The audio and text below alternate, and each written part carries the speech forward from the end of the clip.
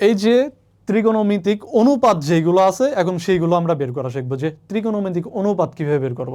দেখো ভাইয়া,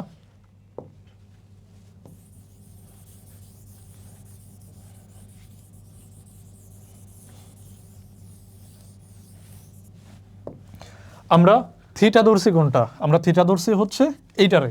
এটারে যদি আমরা থিটা ধরি তাহলে আমরা লিখতে পারি হচ্ছে সাইন, কস, ট্যান। আপাতত এই তিনটাই থাক। দেখো এটারে আমরা কোণের মান কি ধরছি? থিটা ধরছি। এখন এইখানে কোণ theta A B C D যা ইচ্ছা তাই থাকতে পারতো। তো থিটা যেহেতু আছে তাহলে আমরা এখানে দিই sine theta, cos theta, tan theta. এখন কথা হচ্ছে সাইন থিটা মানে কি?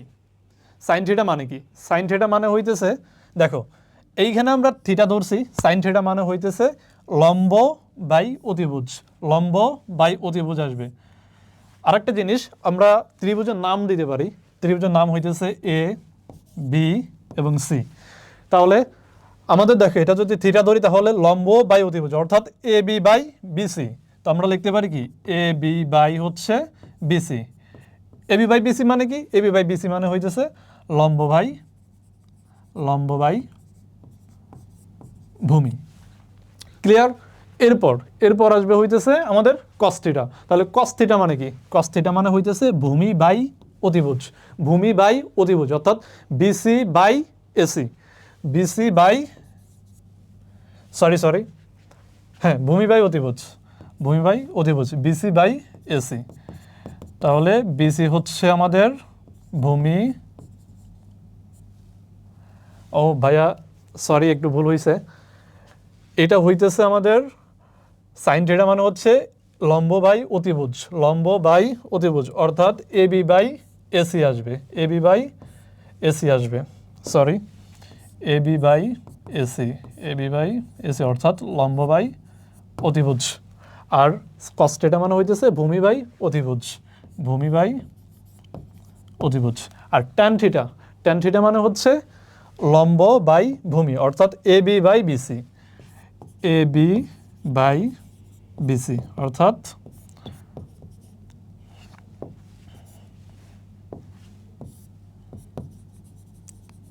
লম্ব বাই ভূমি। আপাতত এই তিনটা আমরা শিখলাম। তাহলে আমাদের সাইন কস ট্যান পাইলাম। এখন কথা হচ্ছে সাইন কস ট্যান, ট্যান এই তিনটা যদি আমরা এই তিনটা যে কোনো মান যাই জানি না কেন, বাকি আর কি কি বাদ থাকে? কট, সেক আর হচ্ছে কসেক। এই বাকি তিনটা আমরা বের করতে পারবো। কীভাবে বের করবো? দেখো cot theta, sec theta, cosec theta. এখন কথা হচ্ছে দেখো sine, cos, tan, cot, sec, cosec. এখন সাইনের সাথে সম্পর্ক হচ্ছে কসেকের, কজের সাথে সম্পর্ক সেকের, আর ট্যানের সাথে সম্পর্ক কটের। এর মানে হইতেছে সাইনের বিপরীত আসবে কসেক। ক্লিয়ার? তারপর কস এর বিপরীত আসবে সেক এবং ট্যানের বিপরীত আসবে কট। এখন দেখো সাইন থিটা কি পাইছি আমরা? এ বি বাই এসি অর্থাৎ লম্ব বাই অতিভুজ। এখন দেখো সাইনের বিপরীত যদি আমরা করি অর্থাৎ কি সাইনের উল্টা, সাইনের বিপরীত মানে কি সাইনের উল্টাটা, তাহলে সাইনের উল্টা কি আসবে? অতিভুজ বাই লম্ব।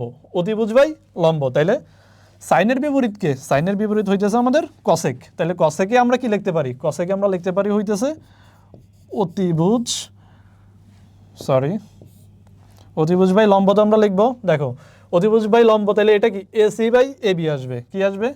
এসি বাই এবি অর্থাৎ অতিভুজ বাই লম্ব।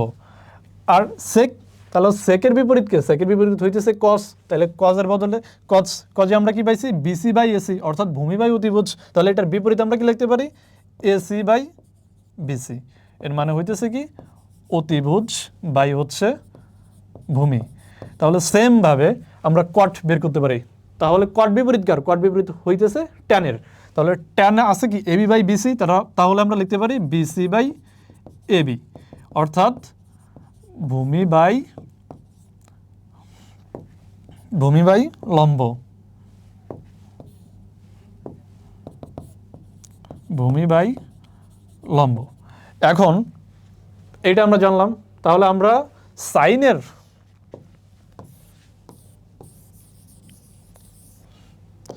সাইনের বদলে কি লিখতে পারি? দেখো সূত্র যেটা আমাদের অঙ্ক করার সময় কাজে লাগবে, আমরা সাইন থিটা সমান লিখতে পারি হচ্ছে 1/cosec থিটা। সেমভাবে cosec থিটা সমান আমরা লিখতে পারি কি 1/sin থিটা।